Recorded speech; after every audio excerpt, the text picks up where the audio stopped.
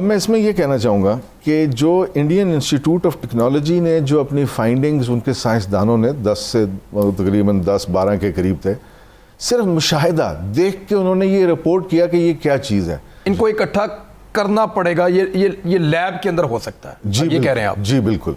भारत में जो सिचुएशन होती है तो फॉर्चुनेटली कह लें अनफॉर्चुनेटली कह लें कि वो 3-4 हफ्ते के बाद हमारे यहाँ भी हो जाती है। हमने क्योंकि वो एक खुद बनाते हैं वैक्सीन, उनका सिर्फ एक जो सीरम इंस्टीट्यूट है वही 30 लाख डोजेस डेली बनाता है, लेकिन वो एक बहुत बड़ा मुल्क है और उनका तो हमारे उनका एक जो प्रोविंस है उस जितना हमारा मुल्क है।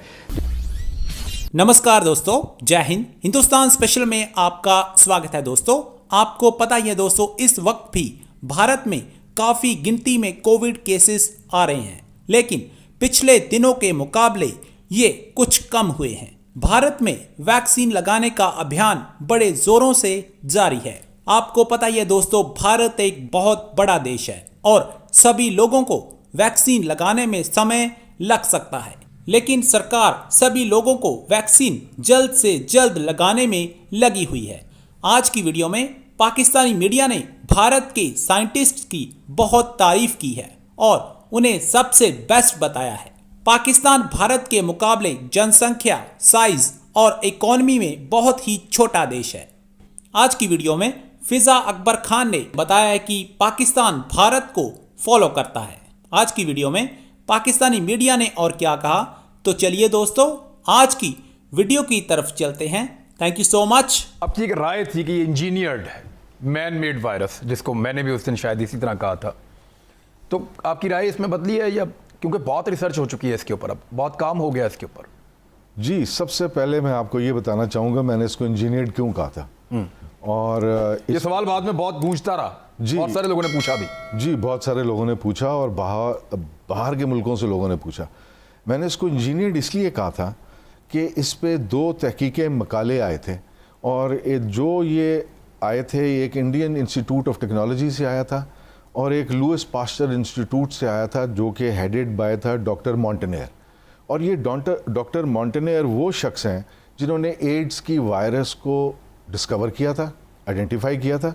इन्होंने ये बताया कि दोनों ने जो कॉमन बात की वो इन्होंने ये की कि इसके जीनोम का जब हमने मुशाहिदा किया तो हमने ये पाया कि इसके अंदर एक्सोजीनस इंसर्शंस हैं।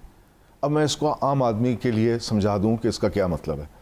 एक्सोजीनस इंसर्शन से ये मुराद है कि अगर हम इस कोरोना वायरस को एक इंसान की तरह देखें तो इसका धड़ मलेरिया के जरासीम का है, जिसको हम प्लाज्मोडियम कहते हैं, इसका सर वायरस का है और इसके जो निचला टोर्सो है, जिसको हम टांगे कहेंगे,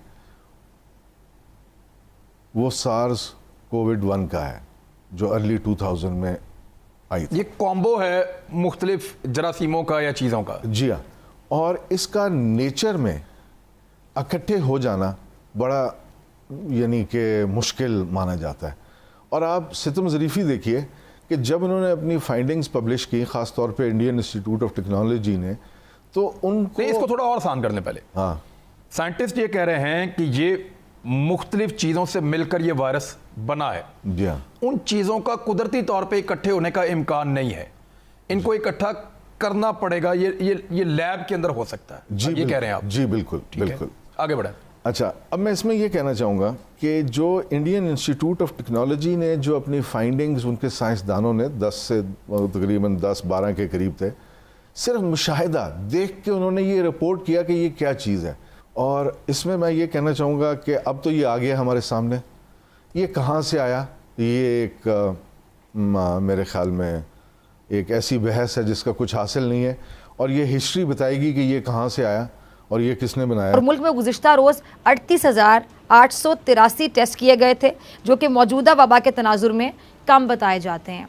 अब मुल्क भर में कोरोना के जो फाल केसेस उनकी तादाद ज़रा ये भी सुन लें 78,959 है और सरकारी पोर्टल के मुताबिक मुल्क में कोरोना के जो मुस्बत केसेस हैं इनकी शरह 7.93% हो गई है। प्रोफेसर साहब आपकी तरफ भी आना चाहूँगी, ये जो नए कोरोना वायरस की मुख्तलिफ इकसाम के बारे में सुनने आ रहा है, ज़रा उसके बारे में बताइएगा। कहा जा रहा है कि ये जो वेरिएंट है किसी तरह से मुख्तलिफ हैं और ये ज़्यादा ख़तरनाक भी है। भारत में जो सिचुएशन होती है तो फॉर्चुनेटली कह लें अनफॉर्चुनेटली कह लें कि वो 3-4 हफ्ते के बाद हमारे यहाँ भी हो जाती है, लेकिन अगर खुदा ना ख्वास्ता वो हालात पाकिस्तान में होते हैं, अल्लाह ना करे, तो कोई बैकअप प्लान तैयार है? हमारे यहाँ हॉस्पिटल्स में क्या सिचुएशन आप देखते हैं, और आप बहुत सीनियर डॉक्टर हैं, प्रोफेसर साहब हैं और आपने बहुत जगहों पे, और अगर वो इसी दो दिन पहले का आप पढ़ लें शुमारा, तो उसमें उन्होंने बहुत अच्छा एनालिसिस किया है भारत की गवर्नमेंट के रिस्पांस का। हमने क्योंकि वो एक खुद बनाते हैं वैक्सीन, उनका सिर्फ एक जो सीरम इंस्टीट्यूट है वही 30 लाख डोजेस डेली बनाता है, लेकिन वो एक बहुत बड़ा मुल्क है और उनका तो हमारे उनका एक जो प्रोविंस है उस जितना हमारा मुल्क है, वो भी हमारे बहन भाई हैं, उधर भी मुसलमान भी हैं, हिंदू और ईसाई। डॉक्टर साहब भाई ये बड़ी अच्छी बात कहते हैं प्रोफेसर साहब, आपने भी सुनी, लेकिन हमारे यहाँ लोग ऐसे जैसे कि पहले लोगों को यकीन दिलाया जा रहा था कि जी कोरोना नामी चीज़ एग्जिस्ट करती है, पूरी दुनिया कोरोना को इतना संजीदगी से ले रही थी और हमारे लोग यहाँ कह रहे थे कि साजिश है और ये कोई प्रोपेगेंडा है, कोरोना तो है ही नहीं, आपको नजर आए तो बताइएगा, किसी को लगे तो बताइएगा, आपके खानदान में किसी को ऐसी बातें आप लोगों ने बल्कि ज़्यादा सुनी होंगी क्योंकि आप लोग फील्ड में हैं। अब ज़रा ये बताइएगा जो वैक्सीन को लेकर प्रोपेगेंडा स्टार्ट हो गया कि जी वैक्सीन लगवाएंगे तो ये होगा, वैक्सीन लगवाएंगे तो वो होगा, मतलब ये चीज़ें फेस करनी जो पड़ती होंगी डॉक्टर्स को भी जो बार बार पैगाम दे रहे हैं, जैसे आप लोग हैं, आप काम कर रहे हैं इस फील्ड में, तो आप लोगों को कितनी मुश्किलात का सामना करना पड़ता है? आज इस प्लेटफॉर्म से आप लोगों की कैसे रहनुमाई करेंगी कि वैक्सीन लगवानी बहुत ज़रूरी है? इस हवाले से कोई प्रोपेगेंडा नहीं है, कोई साजिश नहीं है।